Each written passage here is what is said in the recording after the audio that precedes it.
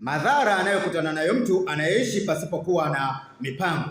Watu ambao wanaishi bila mipango wanakutana na madhara mengi, lakini nitakuletea hili ambalo limekuwa likiwatesa kwa muda mrefu au linawatesa mara kwa mara watu ambao wanaishi pasipokuwa na mipango. Lakini kabla sijakuletea hilo, basi niombe usiache kusubscribe. Lifuatalo ni dhara kubwa au ni tatizo kubwa ambalo linawatesa sana watu ambao katika maisha yao wao wanaishi pasipokuwa na mipango. Tatizo ambalo wanakutana nalo wakati wote ni ile hali ya wao kukutana na mambo mengi yanayohitaji ufumbuzi kwa pamoja. Watu ambao wanaishi pasipokuwa na mipango mara kwa mara wanakutana wakiwa na mambo mengi ambayo yote yanahitaji ufumbuzi wa pamoja na pengine wa haraka. Na hii hutokana na nini? Hii hutokana na kwa sababu kukosa kwa mipango kunasababisha wasijue ni mambo gani yako mbele yao, ni kipi wanatakiwa kukifanya, na hivyo kujikuta mambo yote yakiwa yanahitaji sasa ufumbuzi kwa muda ambao ukiwa tayari yamefika kutaka majibu, maana yalikosa maandalizi ya toka awali. Kwa hiyo hili ni tatizo linalowatesa sana